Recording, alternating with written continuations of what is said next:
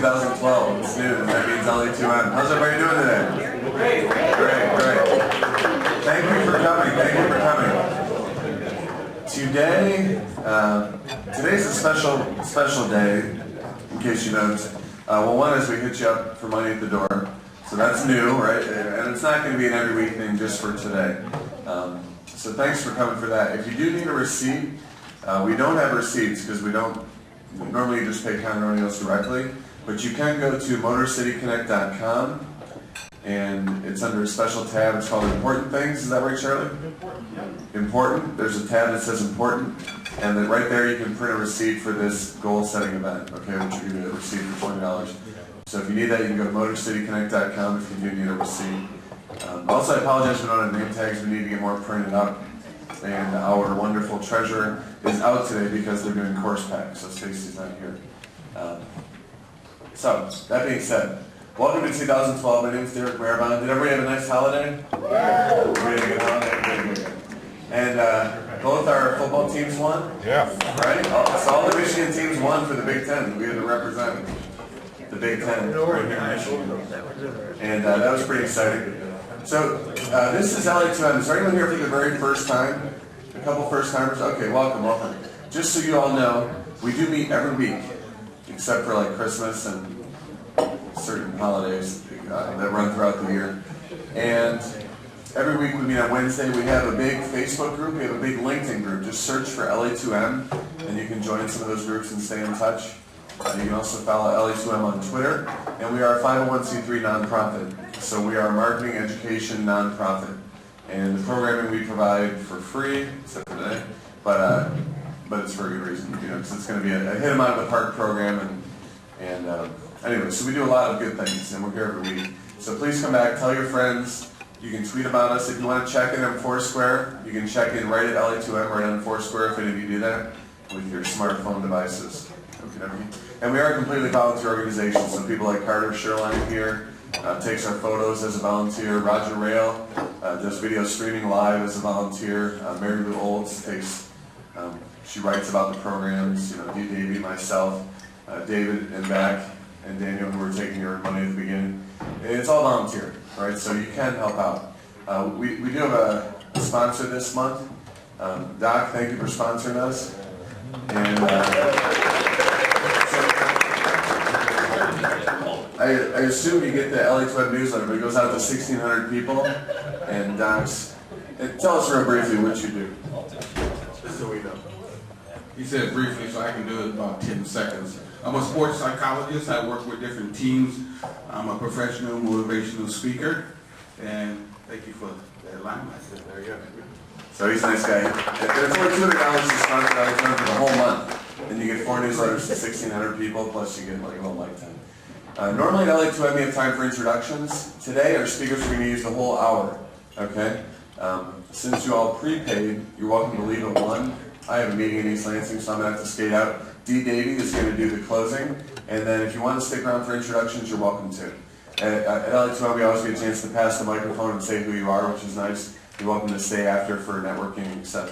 Okay? But our speakers will go the full hour, so don't be alarmed. And any other quick questions before we start? No? Okay, very good. So without further ado, Terry Bean and Charlie Wollborg are going to speak to you on goal setting. And let's give these guys a big round of applause. Terry Bean and Charlie Wollborg. Thank you, Derek. Thank you. Good luck. Hold on, I'm trying to tweet the live stream. Yeah, so we got to tweet the Ustream, otherwise how will people see it that aren't here? Thanks so much for taking time out of your Wednesday to join us. This is going to be a fun, fast, and hopefully informative program. This is one of the favorite presentations that Charlie and I do. We do it once, maybe twice a year, and I think it's a great way to kick off your best year yet. How many of you made some? How many of you made more than one? Really? How many of you made just one? I want to hear what it is, you in the back. Do you mind? It'll work out. You're going to work out? Excellent. How about you right behind him? You thought you got away with it? That was the hand I saw first. I would rather not say it. You would rather not say this. A resolve to come out of my shell in 2012. No, that's very cool, I understand. Will you come back next year and share with us if it worked out? That's fantastic. All right. Resolutions are a real big thing. People love making them. It's interesting. Everybody makes the same resolutions every year. I'm going to eat more cookies. I'm going to play more Monopoly. That's not really true. If you look at the top 5 list every single year, they're always the same. I'm going to lose more weight. I'm going to make more money. I'm going to be in better relationships. And all that's going to make me happy. Well, if those are so easy to do, wouldn't we all be thin, rich, and excitedly happy? Not. I think this is the buttons I'm looking for. Staggering. 12% of New Year's resolutions are successful. 12%. Let's see, there's 40 of you, so like 36 of us are going to fail miserably. Woohoo! I think what was even more interesting was that it's 88% failure rate for the year. In the first week of resolutions, 24% of people fail the resolution. How many have already failed on a resolution? Want to hit that one? I haven't been to the gym yet. How many of you time shifted your resolution? Said, you know what, there's some bowl games. I'm not really going to start on the 1st. Right? I'm going to get going on like the 4th or 5th, when I get around to it. It's cool. The calendar doesn't care. After today, it's like right after this lunch. I'm going to eat this last greasy food right now, and then good. Chinese New Year.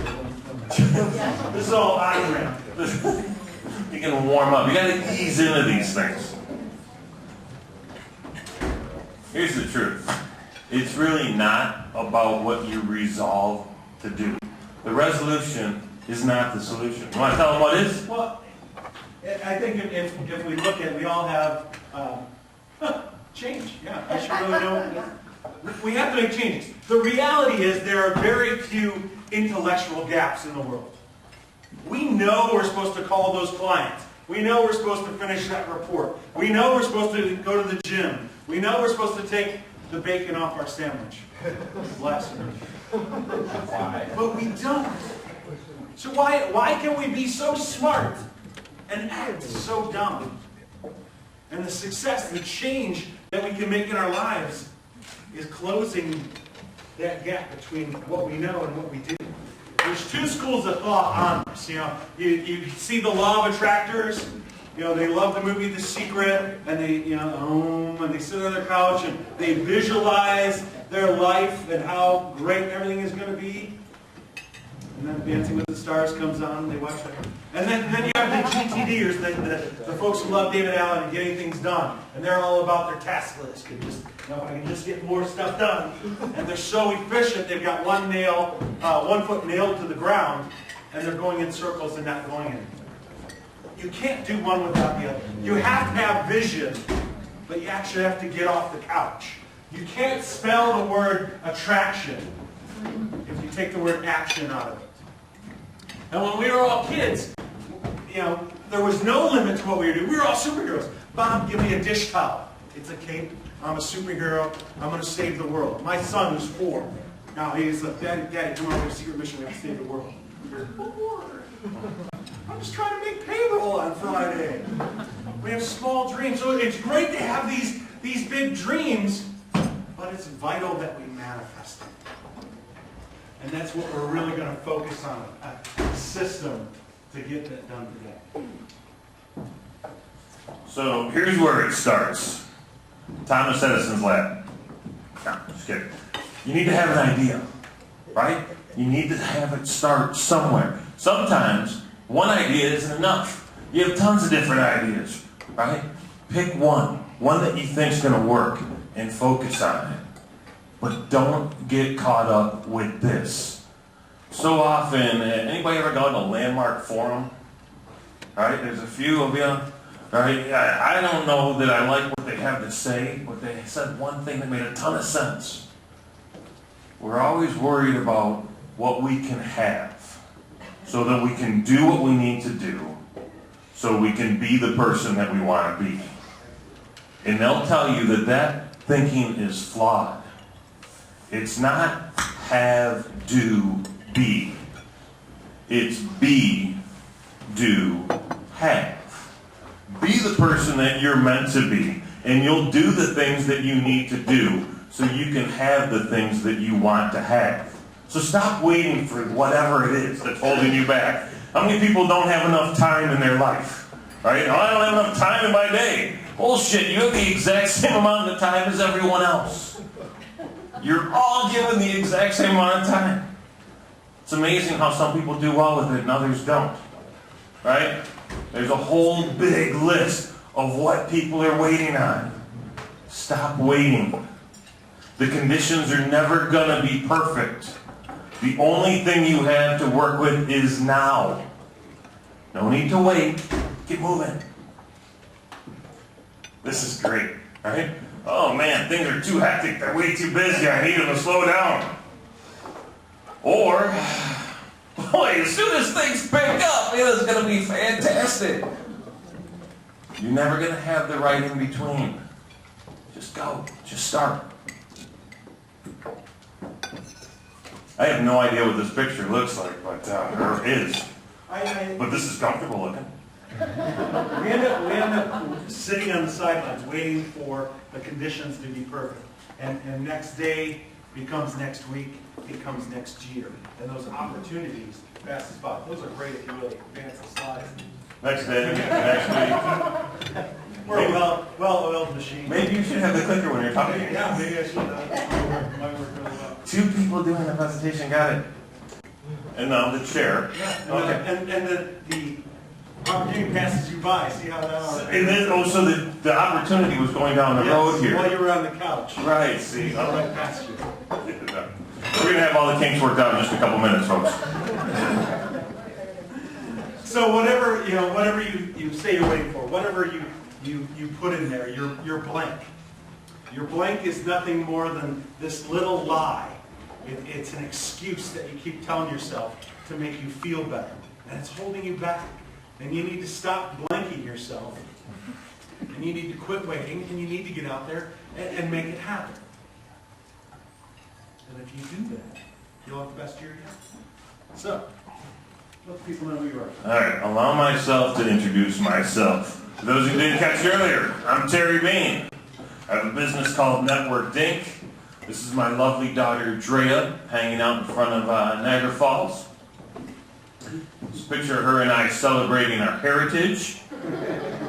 We're of the Lumbee tribe of the southern portion of North Carolina. It's pretty cool. I'm adopted. I just found out I was Lumbee a couple of years ago. So I've got this Indian blood, which works out real well because I was a Huron.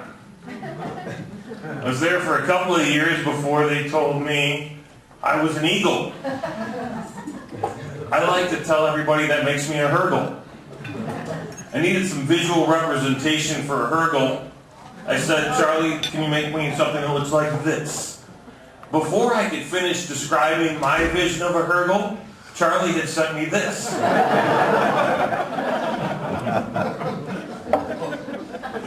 We can upload this. You guys can download it and have it as a screensaver. I'm a huge fan of The Simpsons. Every Sunday night for the past 22 years at 8 o'clock, or at least since it's been on Sunday before Thursday, I would be watching this show. It's amazing to me. I started watching when I was a freshman in college. I am now older than Homer. We now have the same hairstyle and the same waistline. Some people are coaches, some people are business consultants. I like to think of myself as a guide. I help you figure out where you want to go and create the shortest path for you to get there. Wrote a book on business networking. Everybody talks about 6 degrees of separation. I'm really all about the 6 degrees of connectedness. I think it's what holds us, the separation keeps us apart, right? Whereas connectedness brings us together. I introduce you to my good friend, Charlie Wollborg. My name is Charlie Wollborg. No one can spell Wollborg, so most people know me as Charlie Curb. If you're on Twitter, it's at Charlie Curb. If you're on the internet, it's charliecurb.com. My company is called Curb, which was a really good name for the first 18 months until they came to town. There's no S on Curve. It's just Curve, like the sun. Curve Detroit's our office. We do marketing, design, technology, help companies turn heads, capture hearts, and sell more stuff. We're purveyors of attention. On the personal side, I'm a musician. I got very few dates in this band. I did slightly better in this band. Met my wife, got married. The leather pants don't fit anymore, so now I speak. I have a couple kids. This is my son Lanigan. He's already working at the firm. And this is my second son, Cooper. He's one of our web developers. He talks as much as your web developer does now, anyhow. And he doesn't need to take breaks for dinner. We just give him a plastic keyboard and he keeps going. My boys are great. My wife is a blogger. You may know her as Mommy is in Timeout. Check her out at mommyisintimeout.com. Love, life is good. I'm a big optimist. You have to be being a Lions fan. I'll love this shit. I love zombies. I love M22, the Pinkley of Michigan, best place on the planet. Huge advocate of anything pure Michigan and Terry and I and Derek helped put on the TEDx program here in town. How many of you were at TEDx this year? How many of you are coming next year? That would be everybody's hand. TEDxDetroit.com, and then we run Motor City Connect together. A perfect day for me is a blue sky on top of a big mountain because it's the one sport where gravity finally works for me. Back to our regularly scheduled presentation. So many dreams, so little time. We've already discussed time being an issue. So how do you know that you're chasing the dreams that are meant for you? Anybody doing what they wanted to do when they were this big? There's always a couple in the room, right? 3 of you. Fantastic. Most of us think we know, right? But we have a really limited worldview. And then what happens is that worldview gets influenced by those around us. Parents tell us what we should do. Our teachers kind of point us in a direction. And it's not what we originally thought. Here's the fun stuff.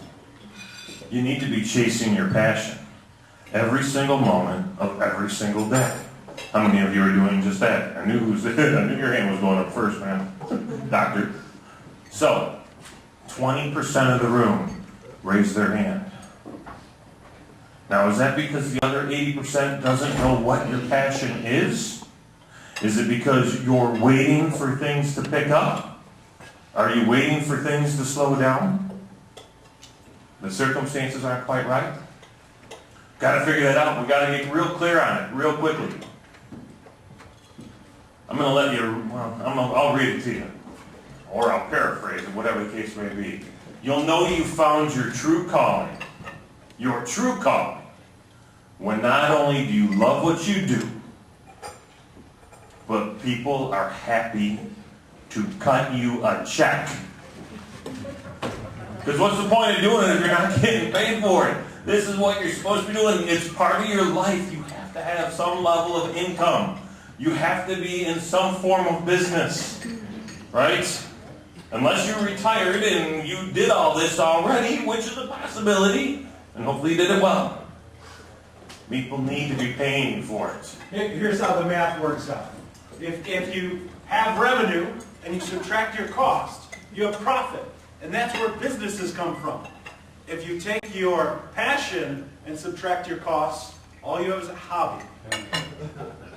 And that's a problem. And a lot of us, I'm doing what I really want to do, but you haven't been able to get that. People are happy to copy a check piece of this on you. Now, Jack Palance in the movie City Slickers has, everyone seen City Slickers? This might be too old of a reference for this room. But, when Billy Crystal's trying to figure out the meaning of life, he's like, what is it? Jack Palance says, and Billy says, what? Tell me. He's like, I don't know. It's one thing. So we don't have Jack Palance to come and do one-arm push-ups anymore during the hour. We do have Terry Bean, who has an awesome pair of ostrich skin cowboy boots to help us. Jack would be proud. Here's the thing. In order to figure out what that one thing is, and you all have it, right? You all know where it is, or you all know what it is, somewhere inside of you. And that's the question you need to start asking. Ask yourself, how are you known? Right? When you think about the people in your sphere of influence, How do they know you? What do they think of when they think of you? Right? Are you the best Christmas cookie maker there is? That's interesting if you're selling cookies. Are you fantastic at organizing? Right? Are you a great public speaker? Are you somebody that takes excellent notes? Are you a top-notch marketer? Do you know how to work with different generations of professionals? Right? How are you known? What do you do better than anybody else? Because if you're going to be playing to your passions, you need to make sure that you're playing to your strengths. And heaven forbid that you don't, you got to enjoy those things too. Make sure that they're all in line. When people are picking up the phone to call you, why are they calling you? Are they calling you with referrals? Are they calling you with opportunities? Are they calling for something inside of your sweet spot? Let's hope so. Because when they are, when your phone rings with people calling you to offer you opportunities that are great for you, that's when you know you found your true calling. Here's the thing. Ask those questions and get real quiet with yourself. Because I told you the answers were all in the same place, and they're deep inside of you. I think this is a real problem because I think we have a problem getting quiet anymore. You know, because we're online and offline all the time now. You know, even if we leave the internet at home or our computers at home, we're still, you know, we don't have downtime. How many people go to the bathroom with a mobile device? I mean, you don't even have your reading time anymore. It's hard to kind of distill that out of you if you're always getting new inputs in. Without question. So it is. It's something you got to turn the TV off. That's the easy one to turn off these days, isn't it? You got to close the laptop. You got to take the mobile phone and leave it somewhere else. And then you've got to find a quiet space for you because, oh, by the way, the kids, the neighbors, the spouse, everybody else makes noise too. So you've got to separate yourself from all of it. Now, I took off Facebook off my mobile phone yesterday because my phone was running slowly. I thought maybe that might improve it. It didn't, but now I want to see how long I can go without putting Facebook back out. Facebook wasn't making your phone run slowly. It may have been making you run slowly. If Facebook wasn't speeding me up, there's some truth to that. It'll be interesting. I give it 3 days. So get real quiet. Let those answers come from within you. And you'll know when they hit. You'll feel it. You'll sense it. You'll have this rush of positivity, this rush of good feeling. And you'll know that that's what you need to start doing more of. Now remember, if that rush lasts for more than 4 hours, contact your doctor immediately. Now, you know, all this stuff you're talking about with, you know, I had it in me all along, really starts to sound like a musical. And what I really want to do is do musical theater. Up where they walk, up where they run, up Where they sail there in the sun? yeah. Wow. And that comes full circle back to where we started. It's great to have the passion and perseverance and you stick with it. But if you don't have that perseverance, or you don't have that proficiency, if you don't have that skill, it's time to move on and find that new passion. You have to have all three, or you're spinning your wheels and you're not going to meet your financial goals and you won't be able to meet your other goals. Nice segue. Goals. Are we setting goals? Here's the thing. If you want to achieve more than you've ever achieved before, start being thankful for the things that you've already received. Right? It's an amazing paradox that we want new clothes, we want a new car, we want a new house, but we've treated the stuff that we have without respect, without love, without kindness. And I know you're thinking, Terry, you're off your rocker, you're talking about inanimate objects. They don't know that we don't love them. They do, though. They absolutely do. Right? Because the provider knows what you do. And I don't want to get into a theological discussion as to who the provider is with you, so you make that call for yourself. But understand that there's a universal energy that binds us all together, and that can be the building, just like the table, just like the people, just like the computers at it. right? Without showing proper appreciation for the things you have, new things will not come in to replace them. So, give thanks. How many of you have a gratitude list? A list of things right now that you are grateful for, that you occasionally check, right? Nothing worse than making a bunch of lists and then putting them somewhere where you'll never see them again. Okay, check, I got the list done, I don't have to work on that anymore. Those in plain sight. I'm going to review this gratitude list. Wow, a lot less people, but it's excellent work. Get started on it. One of the crazy ideas I did a couple years ago, and I really should get back to it, I carried I love to travel, and I found this great river, black river stone, it was super smooth, and I kept it in my pocket for about 6 months. I called it my gratitude stone. So every time I go in my pocket for something, I feel it, and I would just think of something I was thankful for, and then it started scratching out my phone, so. Smartphone or gratitude? Gratitude, goodbye. But, so it's funny when we talk about, oh man, I got such problems, I just don't like my job anymore, and my house is, and you see the hashtag on Twitter, first world problems. And that's really where we're at. I mean, if you look at Maslow's hierarchy of needs, the stuff we're complaining about, it's like the rest of the world would kill to have our problems. Our worst day, people are fighting and dying for every day. You look at the base of kind of what we need. Are you breathing today? There's something on your gratitude list. And we need to get out of, James, I don't know the band James.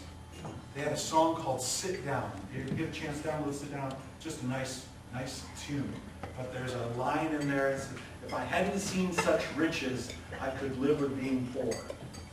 But you drive through Ann Arbor and Northville and Bloomfield Township, you get so skewed of keeping up with the Joneses, and we have some of the best Joneses in the country, let alone the planet. So if we go back and look at the other side and look down to the bottom of that pyramid, it makes it much easier to be happy. And you will notice sexual intimacy is on the slide. That's the old hey, if you put sex on a flyer, people notice. I just looked up there, the word that jumps up to me, sex. We're conditioned. It could be because it's on there twice. It is. And it says excretion, just in case you were wondering. It's totally different than what you were thinking. So the point of the of Maslow's hierarchy of needs. One of the high-lows, not get hit by it. You're already a huge success. You think about what Charlie's saying. The rest of the world has no clue of what life can be like.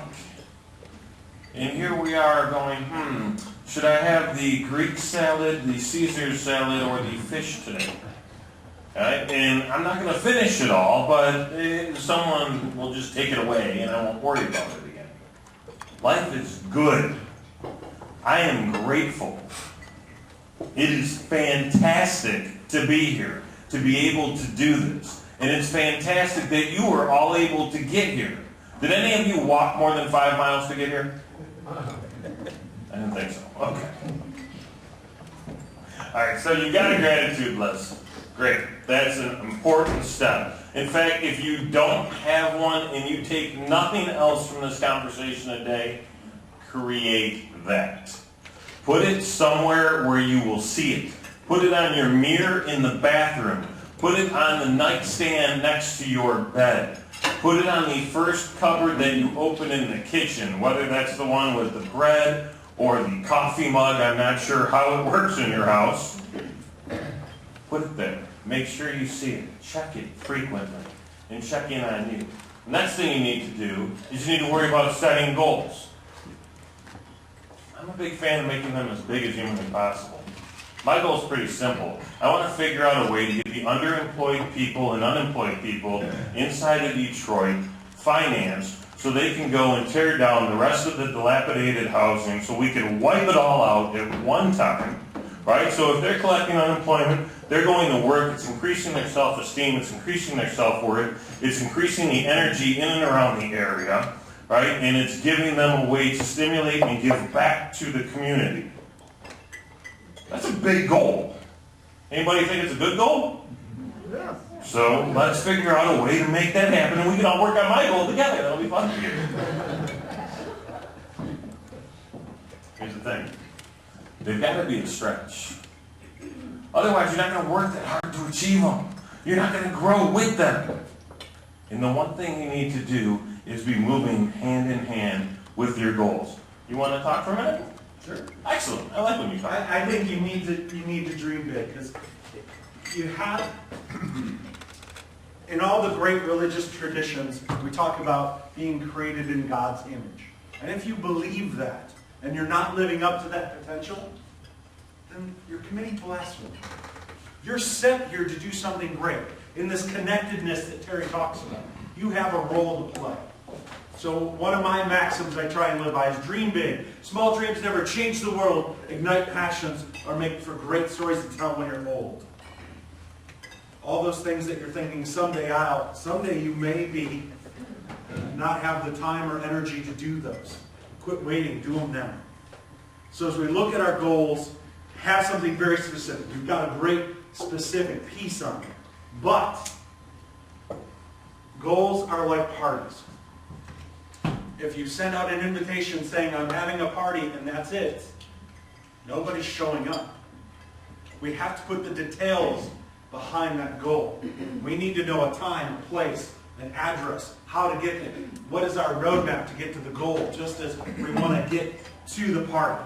So when we have that lofty goal, it needs to be broken down. And the problem is the people that are writing down their goals are usually writing down very lofty stuff, and then they're writing down their to-do lists, their tasks for the day. Pick up dry cleaning isn't helping advance the goal. Okay? So we take our goal, we break it down into projects. So maybe it's get a grant. Might be the first project in that. Now you need to have an action. Now there has to be something you can email, pick up the phone, go do. If there's not a task that is a physical task that you can do, that project is just sitting there. That goal is just sitting there, not moving as a dream.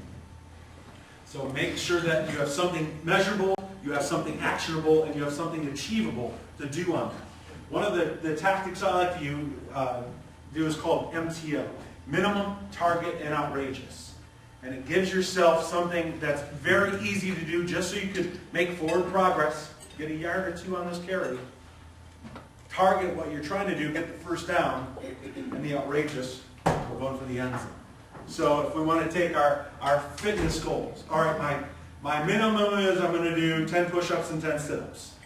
We all have time to do that. My target is I'm going to walk a mile a day or jog a mile. My outrageous is I'm going to go to the gym for an hour. Those aren't very outrageous for most people, but for me, that's an outrageous goal. The train of 1,000 steps. So break it down. What can you take a look at that lofty goal and how can you make it? Because sometimes, if your big goal is, hey, I'm going to run a 5K every day. There's going to be days where, you know what, I didn't have time. And so as soon as that goal takes one day off, and then takes the next day off, and takes the next day off, momentum is a huge factor in this. So give yourself a way to do that small step that I'll always have time to do so I can keep the ball moving forward. Make it easy to succeed and make it inspiring to succeed. Are you talking about what the world looks like when you accomplish that goal? And I know you do a great job of visualizing, the town when you exercise that goal. So goals need a deadline. A goal without a deadline is just a dream. You need to write them down. And I think one of the really important pieces is sharing. When Terry and I have been most successful, we've been sharing our goals for every day. We'll email ourselves, here's the 3 things I'm working on. And then the next day, we send them 3 more, but we also grade ourselves on how we did on the other ones. So it's not just me, if you let yourself down, big deal. But now if Terry's calling my bullshit, it helps move you on. Because now it's not just really done, oh, I got to tell Terry I failed today. So is there an accountability partner that you can do there to move that goal forward? Make sure you celebrate successes. Now, this is make sure that your celebrations are congruent with your goals. True story. My aunt had a celebration ritual when she would lose a pound, she would celebrate with eating a bag of potato chips. True story. She lost that same pound 800 times. She said, oh, it's so motivating. I really want to work out because if I lose a pound, I eat a bag of potato chips. So, we have to have congruent goals and celebrations, but it helps move it along. And you want to keep them in front of you. Mark Phelps has two great habits. Do we just look at this? I'll be quiet. You can eye candy. I was actually his body double for this show. I wear a fat suit just so I don't intimidate. So he has a couple rituals that are great. Every night before he goes to bed, he keeps his goal list on his night table. And so the last thing he looks at when he goes to bed is his goals. The first thing he does when he wakes up in the morning is look at his goals. He also has them on his mirror. And on the back of his bedroom door, he has a photo of his chief competitor. So he knows that that person's always waiting. If he doesn't do the goals, this person's going to. Now we look at our digital lifestyle. Studies show for 35 and under, the majority of 35 and unders check their Facebook every night before bed. And the first thing they do when they get up before they pee is check their Facebook. Imagine how different, instead of checking your Facebook update, if you're checking your goal update. The first thing you update should be yourself, not your social networks. It could be a powerful new habit. The first thing you should update is yourself, not your social networks. That's just pure gold, right? That's brilliantly stated, it's succinct, and it would make a hell of a tweet. So if anyone was live tweeting right now, already done. Fantastic. Thanks, man. So you want me to go back that slide real quick? Right here. On the off chance you miss him, review daily. Here we go.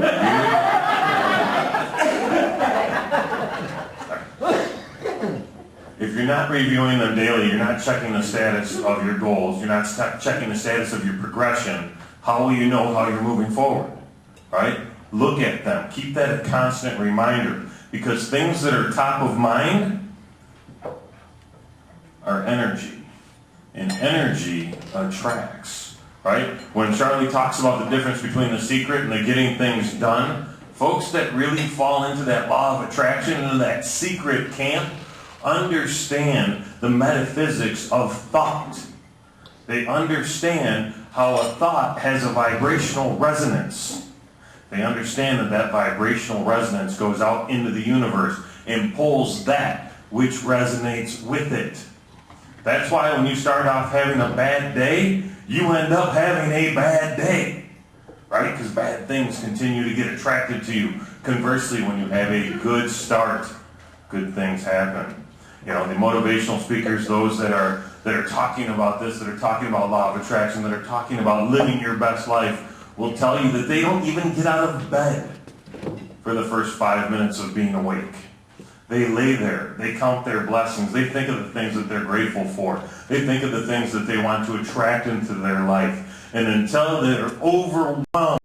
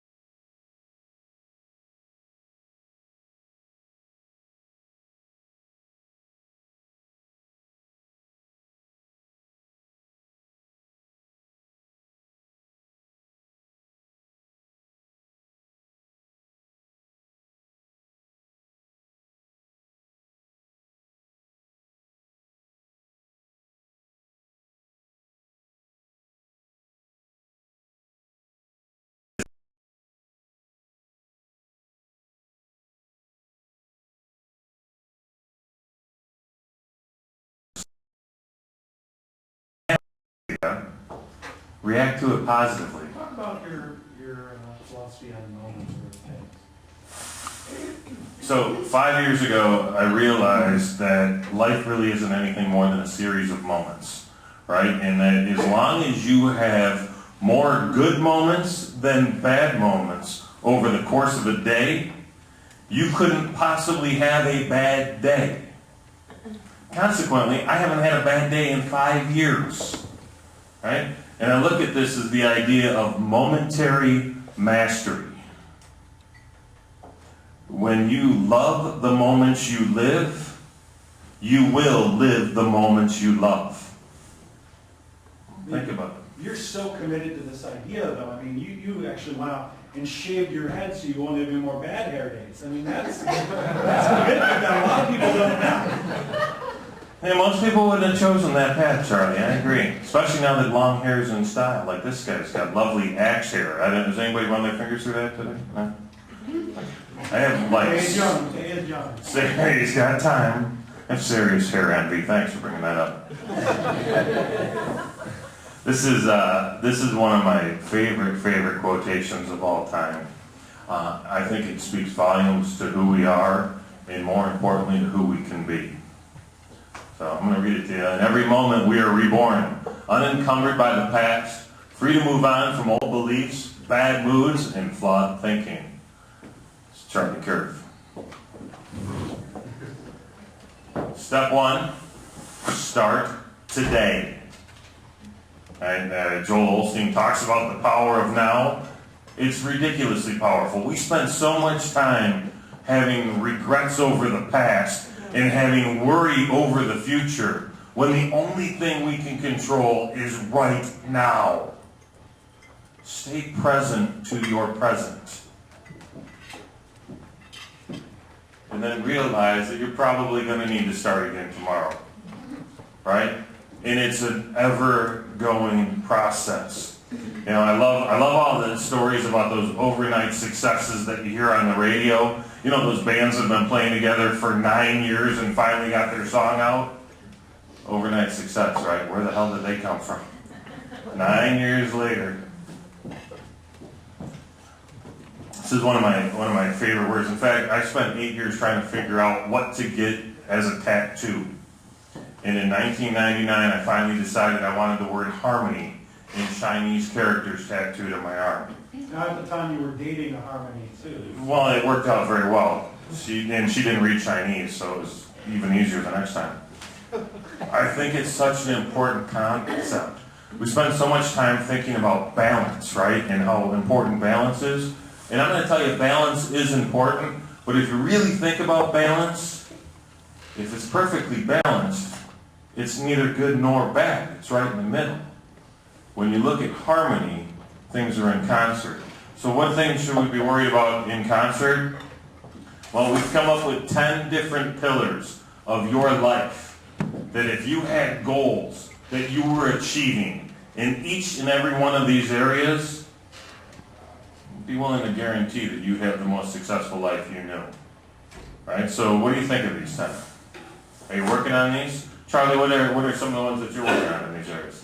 I'm professional definitely now because we've kind of changed courses in the agency. Absolutely on physical goals is something I need to recommit to all the time. I think from a recreation and relationship standpoint, I'm doing really well. But what I notice is sometimes, like if I'm doing really good at work, I may be struggling at home. Like if you have a fight with your spouse, you bury yourself in work, or if work's going really bad, you're like, oh, let's take the day off and go. You know, if we can kind of move the level in each one of these 10 facets of our life, we get that balance. I've noticed when I'm really stressed at work, when I'm working really hard and I don't work out, I have a hard time sleeping because my mind is just fatigued and my body has been sitting at a desk all day. So you get out of phase. So we get very spiky if we're not working on all these facets at the same time. So please write these 10 things down and come up with what's one thing I want to do in each of these facets to move forward. Better if you have 3 goals in each. And how you define them is up to you. How you define them is what's important to you. Some spiritual goals are, I'm going to church every Sunday. Some spiritual goals are, I'm going to take a walk in the woods once a week. Your peace is what matters, not the world's peace. The world's peace comes when you're a carpenter. It's amazing how true that is, because all of a sudden you're looking at the world through the eyes of your harmony, and you end up seeing exactly what you're experiencing. You end up seeing what you're looking for. That's why it's easy to talk so bad about Detroit, because for so long, that's all you heard about is how bad Detroit was, right? So it was easy to find bad spots. When you shift what you're looking for, you will end up shifting what you see. It's pretty easy now to go down to Detroit and start seeing the good that's going on there. The new development, what's going on in the new center area, the action and the energy that's taking place along the Riverwalk. It's a lot easier, right? Because people are talking about those things. I'll tell you what, 2011 was definitely the year of Detroit. Would you agree? Or was it the beginning of a series of great years for Detroit? What about the 3 people? We're going to have 3 great years. We're going to have 3. Sweet. Check with us in 2014. Best 4 words of advice you could ever get. It's a little bit out of context, so let me frame it up for you real quickly. What are you going to start? What are you going to stop? What are you going to do more of? And what are you going to do less of? This is the ultimate in time management. Half of you raised your hands earlier, said you didn't have enough time. Here's the gift of time right back at you. Stop and less are the key. I mean, because we're all struggling to find time to do more things. And if we were saying yes to the right things and doing more of the right things by getting rid of the bad things, I kind of screwed that backwards. But You screwed it I'm just not backwards. going to talk to that. I want to go back to the Maslow slide and see if you can screw things backwards. Like, I don't know where that fits. We really do this to entertain each other. I don't know if you guys have done it. How many salespeople in the room? You're all salespeople in the room. Here's the thing. You sell every single day. Every one of you are selling something, right? Whether you're selling an idea at home to be able to go do something different, or whether you're selling to create new business for your company, right? And if you are owning the company, you're definitely the salesperson. This word, no, has got to become your second favorite word. You've got to be really comfortable with not only hearing it, but with saying it. I like this. It is if you spell it K-N-O-W, just for the record. A little different meaning. But we're almost conditioned from the time, you want to help people. So if someone calls, I want to say yes. I don't want to say no. I don't want to let people down. And so it puts another thing on your back that you have to carry. And so if your goal was over here and you're making side trips for all the yeses that you're telling other people that don't help advance your yes. So by saying no to someone else, you're saying yes to that goal that you wrote down that you said was important. I love, this is one of my favorite quotes. True priorities are like arms. If you think you have more than 2, you're either crazy or lying to yourself.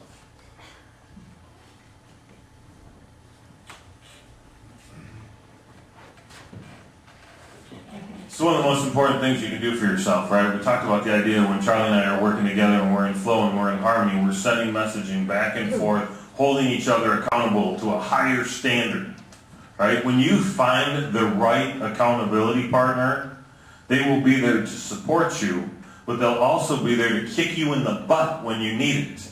You ever tried kicking yourself in the butt? I mean, it's really kind of hard to do. I don't care what kind of yoga you're doing, it doesn't work. You need somebody that can extend that foot forward for you, right? Someone that loves you enough to hold you up for your best you. And when you're living your life at that level, amazing things happen. What's nice about that reciprocal coaching, though, is when I'm calling Terry out on something and the stuff I'm calling out for, I know I'm doing wrong. Boy, does it, it's a double because he's going to come back and hit me on it too. So, to really learn something, teach it when you become the coach and are coaching one of your friends. How many of you have accountability partners right now? Two. She just doesn't know she's your accountability. Yeah. No, I just mentioned who it was. Oh, excellent. I would highly suggest writing down your goals, finding an accountability partner, sharing those goals with them, having them do the same, and figuring out a way to make that a part of your week, and even better, if it can be part of your day. Side by side on my piano key. Ebony and Ivory just popped in my head. I didn't say find a random ability partner. That was awesome. Hey, look, The buddy system works. they're side by side. That's cute. How many of you have a vision board? Vision boards are fantastic. How many of you know what a vision board is? Even better. This is a vision board. I don't care how you do it. I don't care if you get a big piece of cork, right? And post things by thumbtack, pictures from magazines, pictures you've downloaded from the web, pictures you've taken, right? Actual flyers or pamphlets of the stuff that you want. But a vision board is very, very powerful. Put it somewhere where you're going to see it, where someone else is going to see it and ask you about it. I actually took stuff that I wanted and I just taped it on the wall in our kitchen. We walk by that thing every single day. I have a different wall now.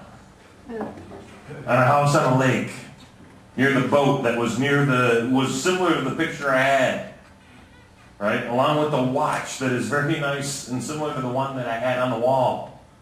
It's amazing what attracts to you when you're thinking about it frequently. Right? Vision boards help you do that.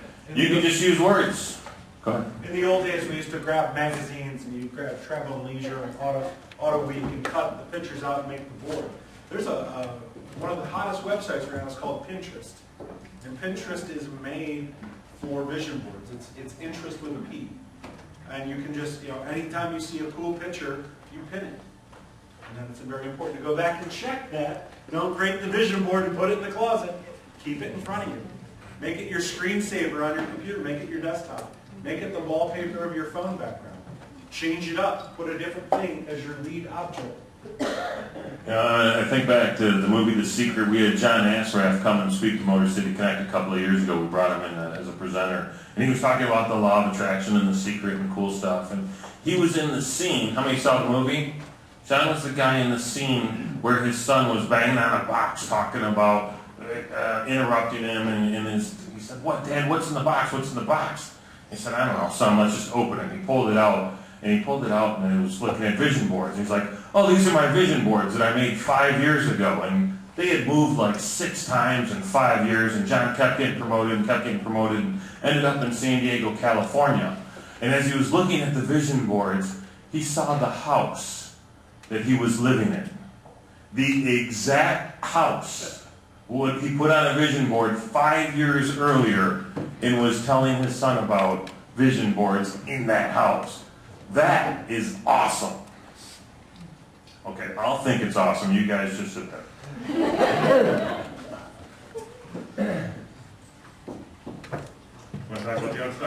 So, for me, motion creates energy for me. When I'm presenting, I like to move out into the audience. When I'm on a conference call, I do the same thing. I do my conference calls on my iPhone, and in my studio, there's a warehouse next door, and when it's bad out, I'll walk through the studio. When it's nice out, I walk up and down the street through the parking lot, because motion for me helps get me unstuck. We get stuck behind our screen, and this screen is a vampire. It sucks our energy out.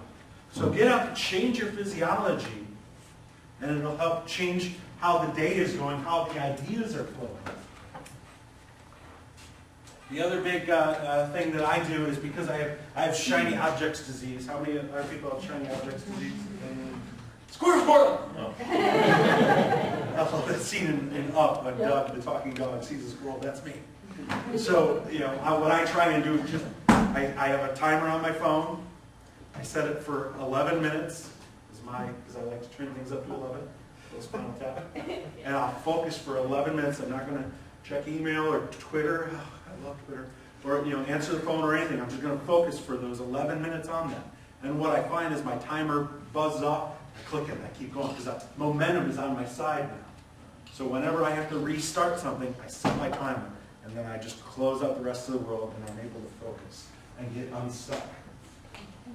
The other thing we like to do is, old advice, eat the frog. What's that call you're dreading all day?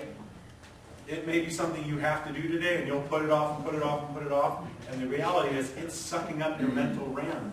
Because every time you're not doing it, you're still thinking about, while you're doing something that may be pleasurable, you're ruining the pleasurable thing because you're worried about, I'm going to have to eat that frog next. So get it out of the way, and then the rest of the day is downhill. My other big problem is, besides squirrel's disease, is I'm a turd polisher. I have this shiniest collection of turds. But, I'm a little bit like Ivan Drago from Rocky IV. I'm doing it for me! I'm tweaking a design or, tweaking a syllable of a paragraph so I get it just right. And Terry will come in and hits me with a notebook like, what are you doing? Send it out! But it's not perfect yet. And, that hour of time I'll put in polishing the turd, when it was optimal before, if I can just be an optimalist instead of a perfectionist, I'll be able to produce more. Seth Godin's best book, in my opinion, is Linchpin. If you haven't read Linchpin, pick it up. The whole book comes down to one phrase: linchpins ship. You get credit for what you get out the door, not what you start. How many of you have a drawer of started projects?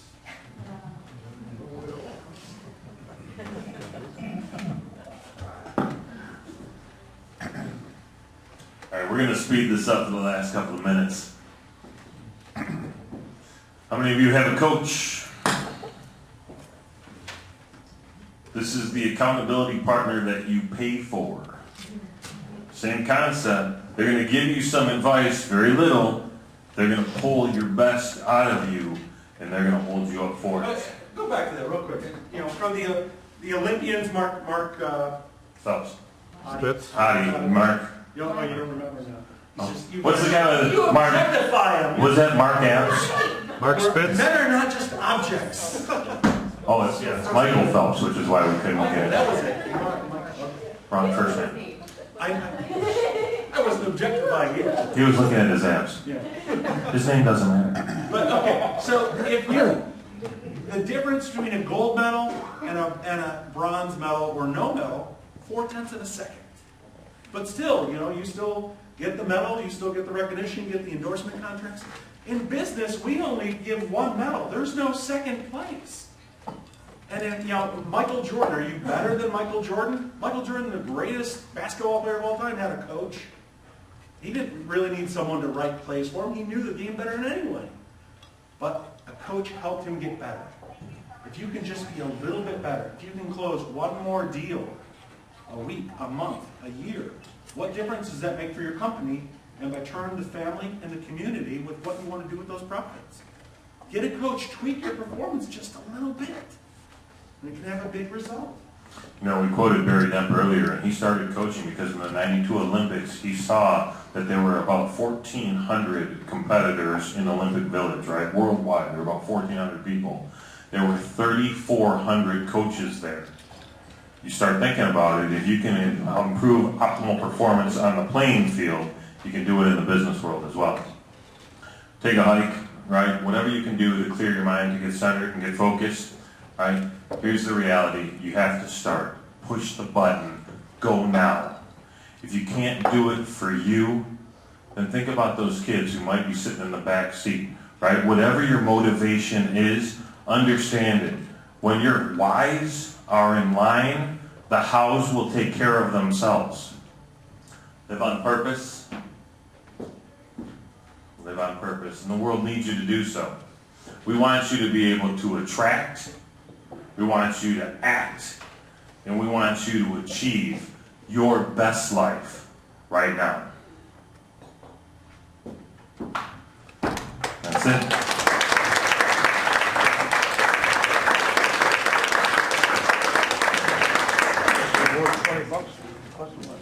What a fantastic way to begin 2012. I hope all of you can take away some of the great theory and practical steps that we can make ourselves to make this the best year yet. So thank you for joining LA2M. I'm going to do a quick plug for next week's session. We have Paul Jakes talking on internships. Internships are great for business. They're great for interns, students and people making transitions. And internship is great for the community because it's a way of giving back. So come listen to Paul Jakes and see how we can participate in making internships a good thing for business, people, and the community. Again, a great thanks to Terry Bean and to Charlie Wollborg. Thank you so much for joining us.